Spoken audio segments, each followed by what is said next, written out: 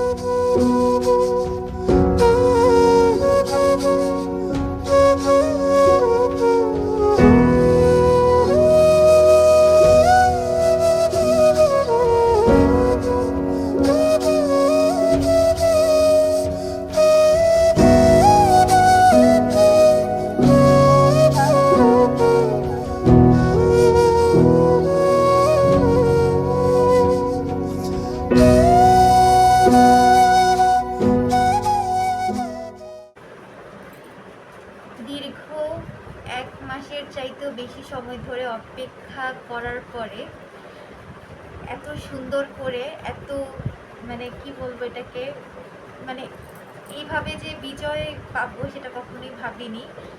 আজকের দিনটা অন্যরকমভাবে আশা করেছিলাম, তবে আল্লাহর কাছে অনেক একদম মন থেকে দোয়া করেছিলাম যাতে আল্লাহ আমার যাতে কোনো ভাই আর না প্রাণ হারায়। আজকের এই যুদ্ধটা তুমি, আজকের এই আন্দোলনটাকে তুমি হ্যান্ডেল করো, এবং আল্লাহ তাআলা আমার কথাটা রেখেছে, এর জন্য আলহামদুলিল্লাহ। আজকে আমাদের 16 কোটি বাঙালির মনের ইচ্ছা পূরণ হলো, এবং মানে এত সুন্দরভাবে এত নিখুঁতভাবে এই জিনিসটা হলো। এর জন্য মহান স্রষ্টার কাছে আমি অনেক বেশি কৃতজ্ঞ।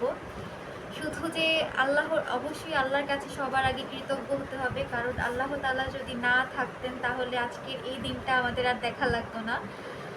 মানে কত বড় একটা স্বৈরাচারকে আজকে আমরা নিপাত করেছি, এটা শুধুমাত্র আমরা বাঙালিরাই জানি। কত কষ্টের বিনিময়ে, কতগুলো প্রাণের বিনিময়ে আমরা আজকে এই স্বাধীনতা অর্জন করেছি, সেটা শুধুমাত্র আমরা বাঙালিরাই হয়তো ভালো জানি। তবে সব কিছুর পরে একটা কথা থাকে, সেটা হচ্ছে যে আজকে এই পর্যায়ে বা আজকের এই দিনটা দেখার জন্য আমার অনেকগুলো ভাইয়ের জীবন দিতে হয়েছে, যেটা এই সময়ে দাঁড়িয়ে মানে বর্তমান একটা স্বাধীন দেশের নাগরিক হয়ে, একটা স্বাধীন দেশের মানুষ হয়ে আমাদের কারোর কাম্য ছিল না যে এতগুলো ভাই আমার এত অল্প সময়ে চলে যাবে। আসলে বিজয়ের আনন্দটা ঠিক যতটা, ঠিক তার চাইতেও বেশি আর কি মানে একটা কষ্ট যে আমার মানে ভাইগুলো আজকে থাকতে পারতো, তারাও আমাদের সাথে বিজয়ের আনন্দ নিতে পারতো, ভাগাভাগি করতে পারতো। আসলে তাদেরকে এত তাড়াতাড়ি, হয়তো তাদের ভাগ্যে এত তাড়াতাড়ি মৃত্যু ছিল, তবে মানে তাদের উপরে, তাদের লাশের উপরে দাঁড়িয়ে খুব সুন্দরভাবে সম্ভব হয় না আসলে। আজকে সারাটা দিন একটা খিল দিয়েছিলাম যে হে রব, আজকে যাতে আমার কোনো ভাই, আজকে যাতে কোনো আমার ভাইয়ের রক্ত না ঝরে, আজকে যাতে সবাই যাতে বিজয়ের সাথে আসতে পারে, এবং সেই জিনিসটা পূর্ণ হয়েছে। এজন্য মানে অনেক বেশি হ্যাপি। এই হ্যাপিনেস বলা প্রকাশ করতে পারবো না ভাষাতে।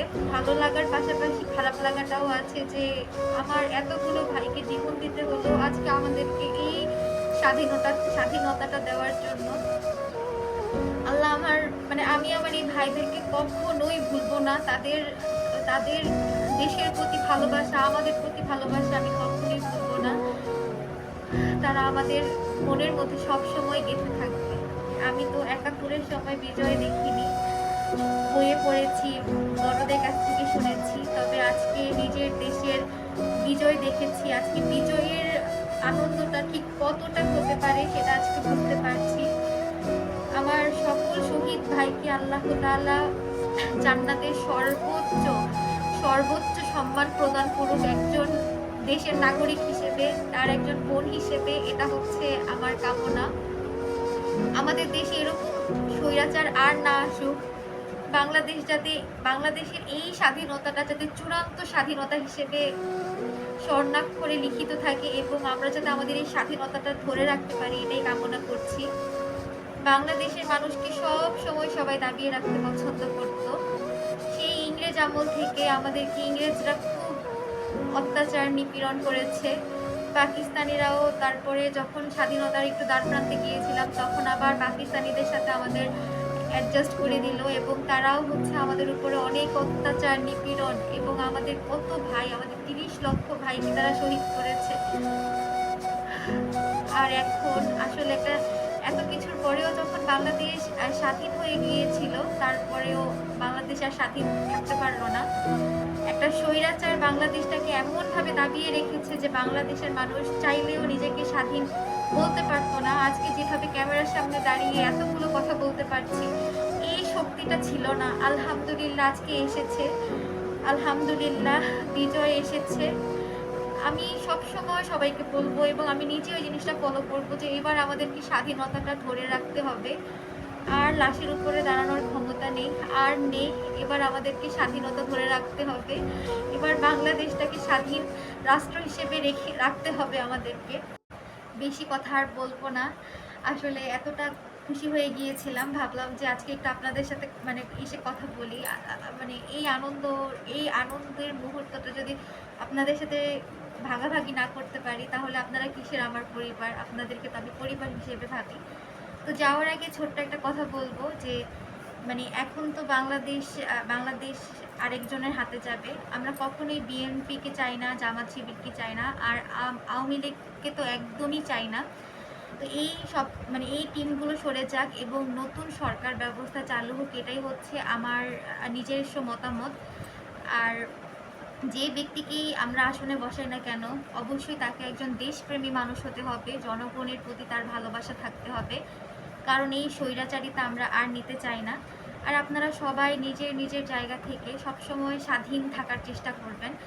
যেটাকে ভুল আমরা সবসময় কি করি, যেটা ভুল সেটা যদি ভুলও হয় আমরা তখন সাথে সাথে সেটা প্রতিবাদ করি না, তখন এই জিনিসটা অনেক বড় আকৃতি ধারণ করে। তাই আমি আপনাদেরকে মানে রিকোয়েস্ট করবো, একদম হাম্বল রিকোয়েস্ট আমার, যে আপনারা যখন কোনো জায়গায় কোনো অন্যায় দেখবেন, কোনো ধরনের দেখবেন যেটা হচ্ছে আপনার কাছে মনে হচ্ছে যেটা আপনার দেশের জন্য ঠিক না, তখনই সেখানে প্রতিবাদ করুন এবং সেখানেই সেই জিনিসটার প্রতিবাদ করে সেখানে সেটা শেষ করে দিন। তা না হলে সরকার মনে করে যে আস্তে আস্তে তারা হচ্ছে এরকম বর্বর, এরকম স্বৈরাচারে পরিণত হয়। তাই নিজের প্রতিবাদী ভাবটাকে কখনোই এভাবে হচ্ছে বিলীন করে দিবেন না, সবসময় নিজের প্রতিবাদী ভাবটাকে জাগিয়ে রাখবেন। এটাই হচ্ছে আপনাদের সবার কাছে একটা ছোট রিকোয়েস্ট আমার। আর এই তো ভিডিওটা এখানেই শেষ করে দিচ্ছি।